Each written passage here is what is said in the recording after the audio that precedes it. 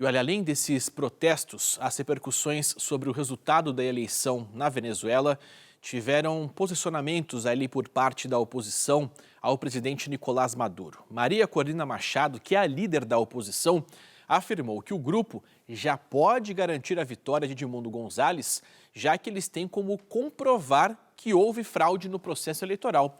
Ayrton Salles Júnior está chegando com as informações para a gente ao vivo. Boa noite, Salles. Oi, Casagrande. Boa noite para você, para quem nos acompanha a partir de agora aqui no SBT News.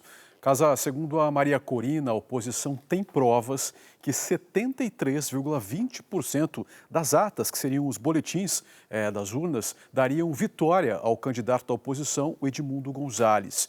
E foi além, viu? Afirmou que o grupo tem dados precisos sobre a quantidade de votos. Ainda segundo a oposição, o resultado real, segundo eles, das eleições, daria aí 6,27 milhões de votos a favor de González e 2,75 milhões contrários ao Maduro, o que contestaria o resultado apresentado pelo Conselho Nacional Eleitoral da Venezuela.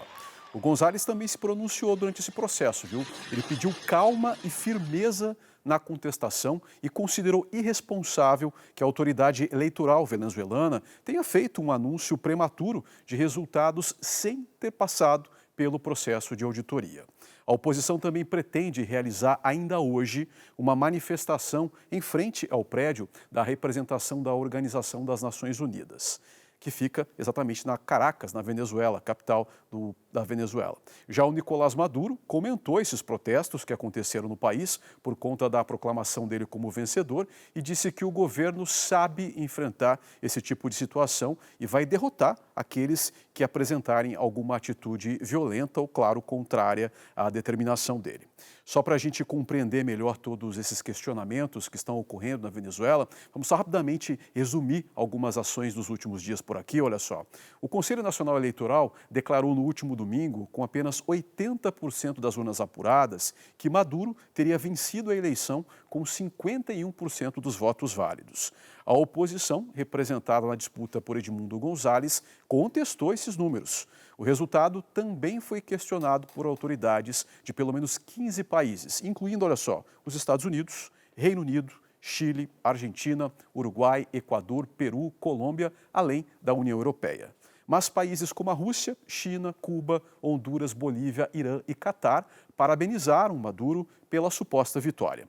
Depois que o Conselho Nacional Eleitoral proclamou Maduro como vencedor, eleitores realizaram panelaços, protestos e manifestações na capital Caracas, inclusive o Marcelo contou agora há pouco para a gente, e a Maria Corina foi impedida no passado de concorrer e ela alega que a oposição venceu em todos os estados.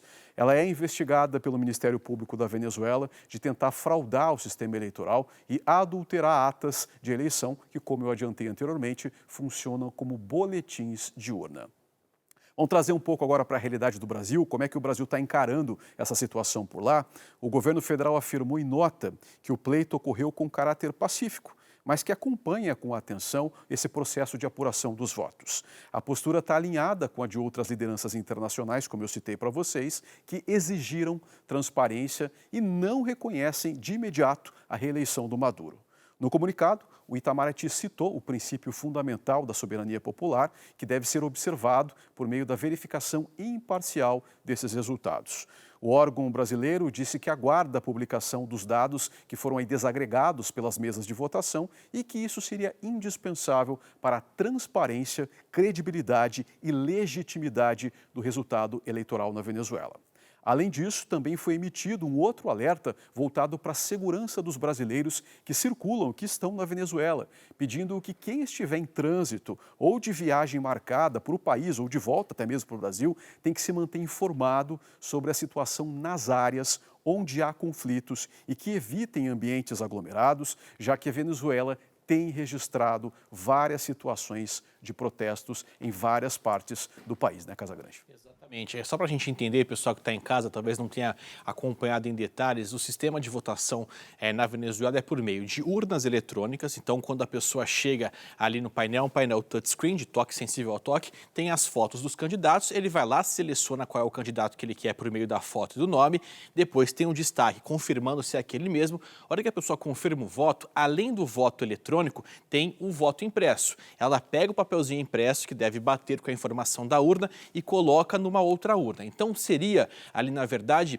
seria possível fazer uma dupla confirmação, ou seja, com um boletim da urna, que vai ter o resumo de todos os votos daquela urna específico, e depois é somado cada uma dessas urnas, e os números depois são computados e apresentados de maneira agrupada. Além disso, seria possível fazer a confirmação de contagem voto a voto no papel.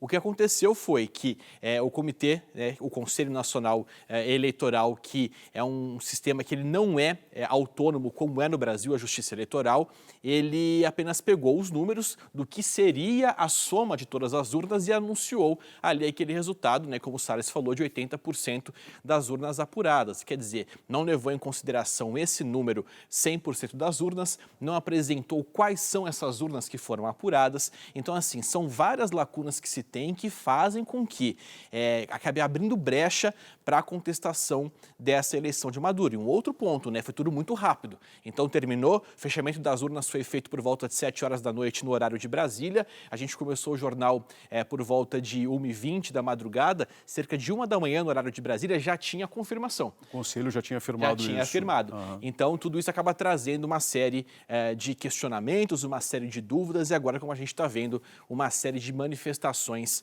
Com certeza a semana vai ser muito, mas muito tumultuada aí, não só em Caracas, como em outras cidades do país e, claro, outros países que estão de olho no que acontece na Venezuela. Salles.